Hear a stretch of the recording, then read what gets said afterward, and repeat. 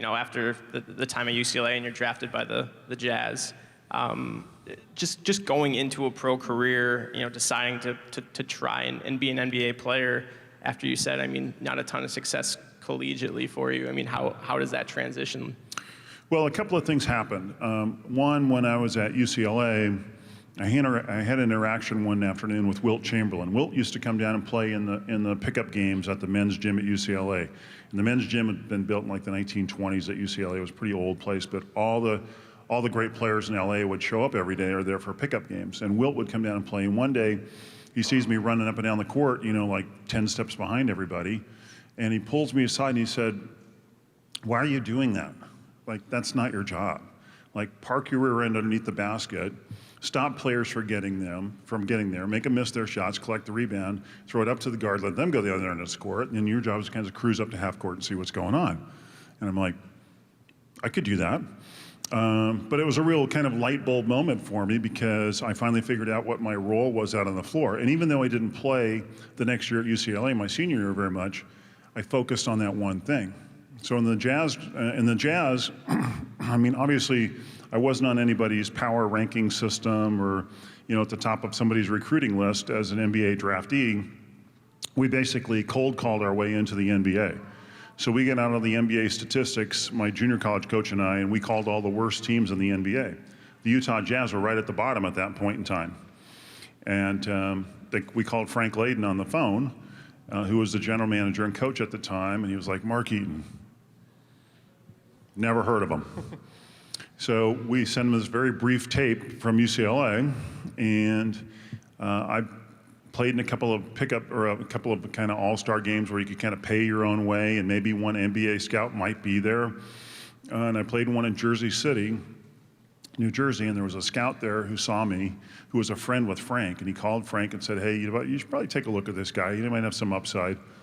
And so Frank drafted me in the 4th round, and as you all know, fourth rounders, the chance of being a 4th rounder and making a team are pretty slim. But Frank came out and watched me play in LA at a summer league game I was playing in at Loyola Marymount, and pulled me aside and said, "I can tell you've been working and you're kind of rough, but if you'll come to our camp a month early before anybody else gets there, get an art weight training program, work with our coaches, I'll give you a chance to play for 1 year." And I said, "Coach, that's all I'm looking for." So I showed up in Salt Lake, and they were trying to rebuild their team. It was a crazy time. The team was on the financial ropes every day, and but he started trying to get us to play together as a team, and he used me to anchor the defense, and together we got better. And by February, I was a starting center, and I kept that job for over 10 years with the Jazz, and the Jazz continued to kind of take a rise and build a culture of what the team still is today. What did you know about Utah, growing up in California and just moving there? That's one thing. Certainly a different spot for you. Yeah, it was, especially moving from West Los Angeles.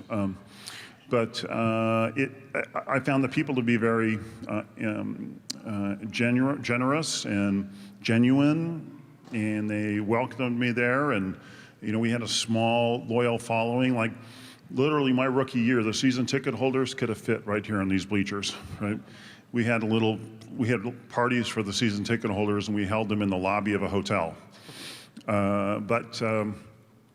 But the team was on kind of trying to get things going, and as we started winning more games, better things started happening.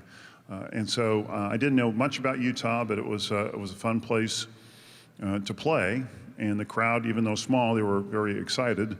And then, within a year or so, I kind of moved up in the mountains a little bit, and that was even better. And 34 years later, I'm still there.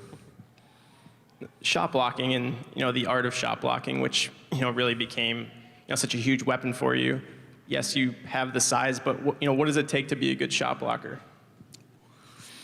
So shot blocking is something that I just sort of developed. I can't quite figure out where it started, other than when I was in high school. I played some water polo because I grew up at the beach, and my friends and I, when we went to high school, like, well, what are we going to do? Well, let's play water polo. We all swim all the time. And I was the goalie, so I was kind of like blocking shots and things like that. So I don't know if that's where I picked it up, but it was something I just seemed to have a knack for. And then as I got going in junior college and the coaches kept telling me, like, don't jump. Like, don't try and jump and block every shot. Like, just get in the way. Put your arms up and get in the way, which subsequently people said, well, no, you can't jump. But I was like, well, no, I can jump. I just was told not to.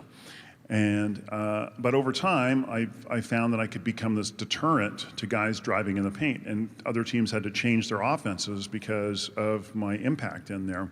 And I'm like, all right, I'm going to keep doing this and do more of it. And it really didn't start shining until I got to the NBA, because in college you can't really knock guys around, you get a lot of fouls. In the NBA at that time, in the early '80s, it was encouraged, and so that became a better home for me and a better fit. And as I got stronger and got in better condition, I got better and better at it. But I always looked at guarding the whole paint, not just a player. And I tell Rudy Gobert that now. I said, your job is to guard that whole paint. So if you're guarding your guy, you got to sag off. And when someone else drives in from the other side, it's your job to stop them and get there. Because really the best block shots are not necessarily against the guy you're guarding. It's against someone you're helping out on. So, in a few short years, you go from, averaging less than 2 minutes a game at UCLA to 1985 Defensive Player of the Year. What was that honor like for you? I think it was really a stamp of credibility for me personally and for our team, because our team had gone from winning 25 games one year to 30 games the next year to 45 and 37 the year after that, and winning the division and making the playoffs for the first time in team history. And it was a recognition of what we had done as a team, as well as for me individually. And it meant that other teams and other coaches and people that voted for that award saw me as a respectable player, that somebody was making a difference out there on the court, which is all I ever wanted to do. And so it was a cool honor. And then that year I broke the record for the most block shots in a single year, and that was very cool. And so it was just kind of a breakout year for me in terms of my emergence as an NBA, not just an NBA player, but one of the better centers, one of the better players. So that was important to me. It felt good. Shortly after you get to the Jazz, there's a couple of pretty good players decide to enter the league and wind up on your team. Karl Malone, John Stockton. What was it like to play with those guys? And did you know right away that those guys were going to be Hall of Famers eventually and great players for the organization? Not necessarily. When I first came to the Jazz, our star players were Adrian Dantley and Darrell Griffith. Those were our guys. And we had Ricky Green at the point guard, who Coach Frank had found playing in a D-League team in Dillon, Montana or somewhere. And he said he would like to come to the Jazz, and Ricky was like, yeah, get me out of here, because he was from Chicago, and I don't think Dillon, Montana was his favorite spot. But as the next year, we got Thurl Bailey, who came from NC State, and we added Bobby Hansen from Iowa.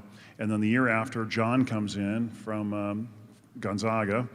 And we could tell he was going to be a good player. He was obviously smart, but we had Ricky Green, who was really one of the fastest players I've ever played with. But over time, he started getting a little more minutes as he started to learn the game. And then the next year, Mailman comes in, and Mailman was just raw talent, so strong. But he'd be this far away from you and throw the ball at you like 90 miles an hour.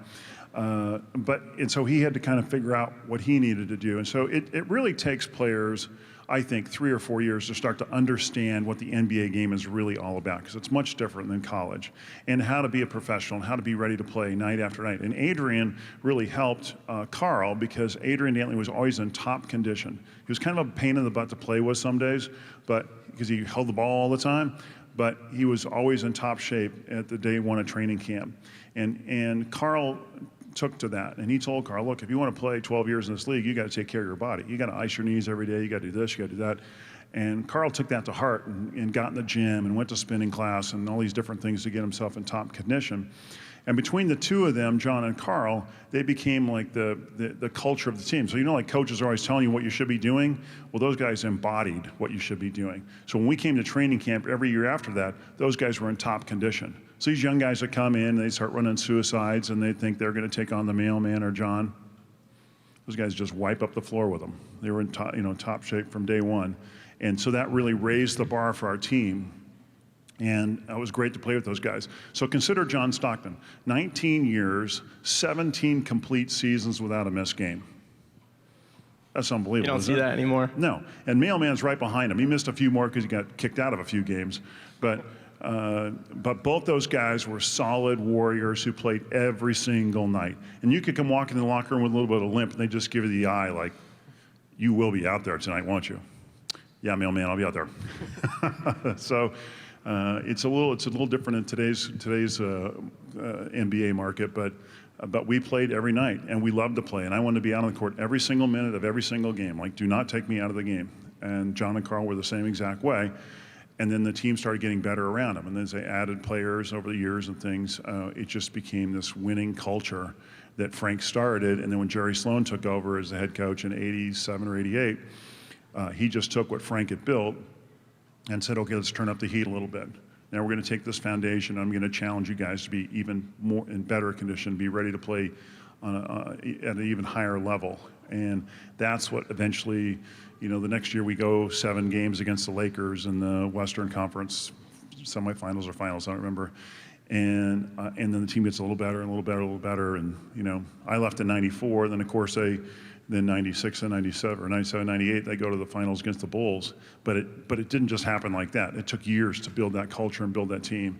But those guys were 2 absolute studs to play with. And Mailman every day got hammered and pounded at low post, and they couldn't call fouls on him, and he just got stronger. He learned how to go through people to get to the basket because he knew he was going to have to take 1 or 2 guys with him and still score and probably not get a call. And then John was just so great at the point of seeing the floor and working one-on-one with Mailman. And you could just look at John out there when you were open under the basket, and he just dimed me. He'd just throw the ball right at you. It was just an amazing rapport to be a part of out on the floor like that, to be a part of that 5 or 6 guys that played most of the minutes year after year and enjoy that relationship. You mentioned the culture too, and the community and the state of Utah in general, just embracing that organization during that time. I mean, what was it like to be a part of that, going into the league and seeing that grow throughout your time there? Well, again, we kind of went from being a doormat of the NBA to this amazing team that people really respected. I think it put Utah on the map. I think it's done a lot for the city of Salt Lake. And as we started winning, of course, you get more fans, and people became rabid about it. But I think even from an international standpoint, everybody started to understand and know what the Utah Jazz was all about. And I still meet people. I've been retired since '94 for a long time, and I still run into people that remember those teams and odd places. I was in the airport in Madrid the other day, and another guy's like, "Hey, Mark Eaton, can I?" I'm like. It built a legacy, and obviously the league grew at the same time, but it just built something special that we're known for and a culture of a winning team that I think people really respected. So, '94, you decide to retire. I mean, just Well, kind of take me through. my body decided to retire. I was going to say, I mean, just body-wise, you knew it was time. Yeah, you have to keep yourself at such a level of conditioning, and I had hurt my back the year before. I had some little knee surgery, and I just couldn't train at the level I needed to train at. It was like, everybody was like passing me by when I was running around there. I'm like, what, Coach, this is probably it. So I tried to hang around that year. It was the last year of my contract, and get it together and go to the acupuncturist and everybody else to try and figure something out. But my body was like, you need to find a new career. So I did. We got a couple more questions for Mark, but at this time, if anybody in the audience has a question that they'd like to ask Mark, raise your hand. Somebody from the Hall of Fame will come by and pick a few of you to funnel over here, and you'll be able to ask your question to Mark. But I did want to continue. You mentioned, obviously, retiring and finding a new career. If you want to kind of talk about, what those, next 20-plus years have been like for you, obviously, finding a new niche for you. Yeah, retirement is a challenge for a player because you go from being in the middle of the center of the court to over on the sidelines somewhere, and you can't do what you trained your whole life to do. And the menu of what to do next is pretty big, and it took a little while. So for me personally, I got involved in the restaurant business. I've been in the restaurant business for 21 years. I ran youth programs for quite a long time for at-risk kids for about 14 years. We actually took kids up into grizzly habitat in Wyoming. That's a behavior modifier. And then I did some broadcasting for a while, and then for about the last 9 years or so, I've been doing this motivational speaking thing. And then, there was that was kind of like starting all over as a rookie again, too, trying to figure out what that was all about. So I've done a wide variety of things, I guess is what I'm telling you. And the journey continues. Now, the motivational speaking and the team bonding aspect of that, I mean, you obviously played organized sports at a high level for so many years. I mean, what do you take from your career in the NBA? And I'm sure that's helpful in you being able to kind of talk to people about that. Yeah, well, I think in business, people use that word team, and most everybody goes to work, they say, we're a team, we're a team, we're a team. Well, I have the advantage of having played team at the highest level, so I know what it's like to lose 3 games in a row and everybody's booing you and the owner's standing in the locker room door glaring at you, and you've got to just kick everybody out and close the door and say, it's the 12 of us guys, what are we going to do? How are we going to figure it out? And you have to figure it out today, because otherwise you could be living in a new city in 3 days. And so I think that perspective gives me sort of some unique approach to teamwork in business. So I talk a lot about things about committing to yourself, to each other, making other people look good, protecting each other, letting your teammates know that you have their back, things like that are an inherent part of a winning team that sometimes people don't think about. We're just kind of in our cubicles doing our thing, or out on the road selling, or whatever it is. And sometimes we don't think about the people that are around us, and that's the real strength of our organization. Awesome. All right, we have a few questions from the audience. Come on over.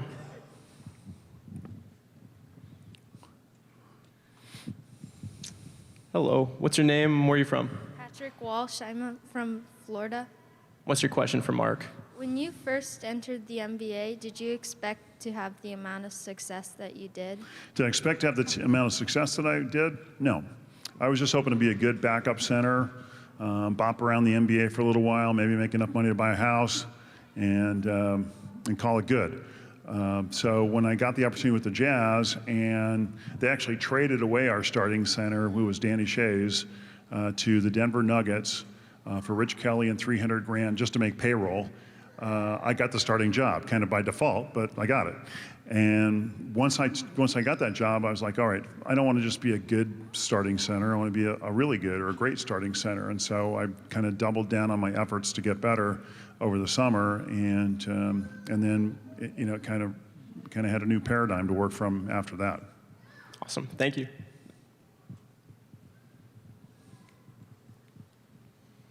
Hello there. What's your name? Lexi. Lexi, what's your question for Mark? How was it like when you played with your teammates? How was it like playing with your teammates? Well, playing with my teammates was a lot of fun because, as I mentioned, when you play with each other for a long period of time, you develop some pretty deep friendships and deep bonds, especially on the floor. So I knew where the rest of my teammates were all the time. I could feel them behind me. I could feel where they were. And so it was really fun to play with that from that perspective of that close bond. Ask that again. Like, did they help you a lot? Like, did they convince you to be better? Did it convince me to be better? Yeah, because my teammates were getting better all the time, and I wanted to stay out there and be a starter. I didn't want to sit on the bench just because I didn't work out or something one day. So I was in the gym every single day because I wanted to be out there 40 minutes a night playing with my teammates because it was so much fun. Awesome. Thanks, Lexi.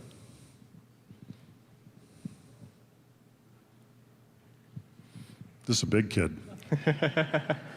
What's your name? Where are you from? Got a cool shirt, though. I'm Jeff Poulin from Manchester, New Hampshire.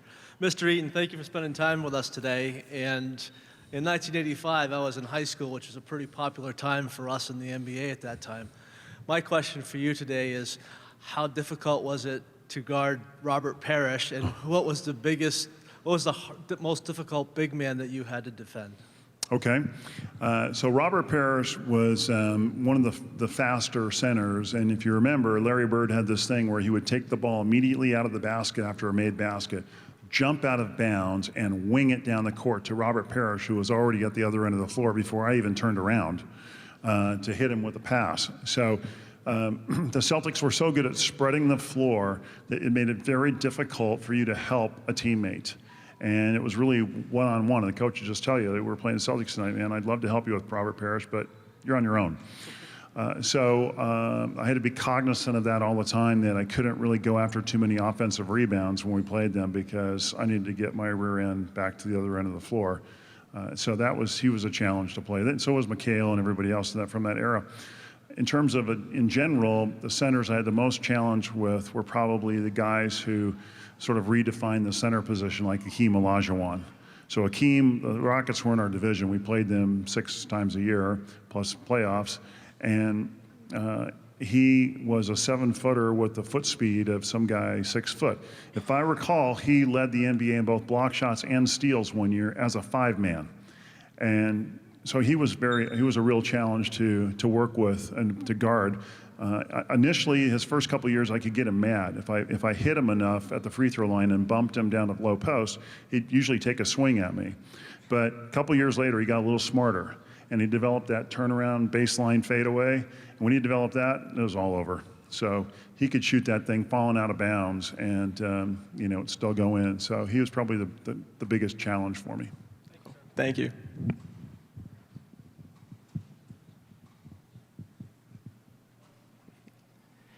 Hey there, what's your name? Aiden, Where are you from, Aiden? Colorado. Colorado. All right. Wow. What's your question for Mark? Did you ever expect to win Defensive Player of the Year? Did I ever expect to win Defensive Player of the Year? No, because you really don't have any control over that. You don't know who votes. I still don't know who votes for it. Maybe it's the media. I guess I don't know. We had that particular year, I think we led the NBA in defensive field goal percentage, which was an important statistic for us that we kept track of. And so it was an honor, but it was really more reflective of what our team did as opposed to just what I did, because it was a great year from a defensive standpoint. Awesome. Thank you. A couple more here for Mark. Hey, what's your name? Where are you from? Tyler from Arizona. Arizona. All right. What's your question for Mark? What was it like matching up against guys like Bill Laimbeer and Rick Mahorn? You had to bring those guys up, huh? Friendly faces. Bill Laimbeer, who I really admired as a rebounder, but I knew him from high school because he's from Southern California, like me. Okay, and Rick Mahorn, another guy who was just kind of a big, tough guy when he played with the Bullets with Jeff Rulin, and they'd set those nasty baseline picks on our 2 guards so they could come off on either corner. I can't say I liked either one of those guys, and Bill Laimbeer would always have the extra elbow sticking out or the extra knee or something like that. But they were effective because they got you more worried about throwing a punch at them than you were about playing basketball, which I think was their intention from the outset. And they were very, very good players. And obviously, the Pistons win the 2 or 3 championships there, and so he was a challenge. But it was mostly his mouth that was the biggest challenge. So. Awesome. Thank you. Looks like we got one more. Which I think he's proud of, by the way. What's your name? Where are you from? I'm Jaden, and I'm from Springfield. What's your question? What was the most challenging team you went against? Most challenging team. Challenging team to play? Yeah. play against. Well, on any given night, it could be, players in the NBA are so good. I would say the teams that were the perennial winning teams, like the Pistons, like the Lakers, like the Celtics, those were always the biggest challenge because they played so well together as a team. Just like I mentioned with the Celtics, the Lakers were the same thing. You're playing Kareem, and no one can help you because you've got Jamal Wilkes or Byron Scott or Norm Nixon out in the corner or at the free throw line, and they spaced the floor so well that if you doubled down on Kareem, he would just kick it across the floor out to the corner, boom, three-pointer. And so those teams were always the most challenging because they were the most patient, they were most well-organized. They played the sport of basketball. They played well with each other. They passed the ball to each other. That's why I love watching the Warriors the past few years too, because they give up the ball and they move the ball, and that's key. So those were always the biggest challenges. Awesome, thank you. So, final question here I wanted to ask you for being in Springfield and being here at the Hall of Fame, and you look up at all the faces up there of Hall of Famers, and some guys you've played with, and you mentioned Stockton and Malone and Coach Sloan and people that you've played against.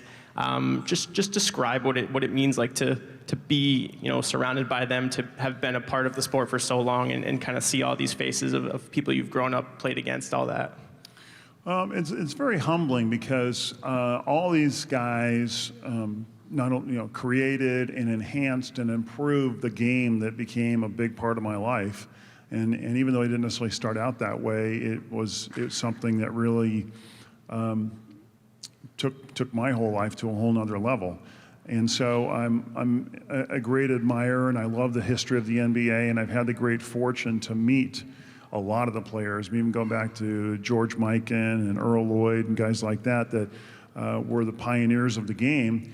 You know, over the years being around the game, I've had a chance to meet and hang out with all of them, whether it's Dr. J or Charles, whoever it might be. And so I'm just, you know, in awe every time I come here and I walk around, and Jason and I were walking around upstairs for a little while beforehand, and just, it's like, oh man, this guy and that guy. Like I see Tex Winter, who recruited me in junior college when he was at Long Beach State, and he became, you know, the longtime Laker assistant, and then he was with Phil Jackson at the Bulls, and then I think he went back to LA again when Phil was a coach there, and just there's just, you know, whose career in basketball spans from like 1935 to today.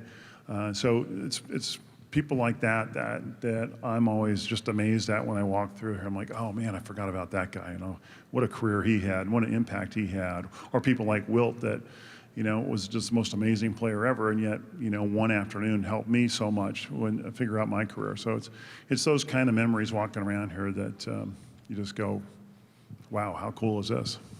Awesome. Well, thank you for being here. Ladies and gentlemen, one final round of applause for Mark Eaton, please. Thank you.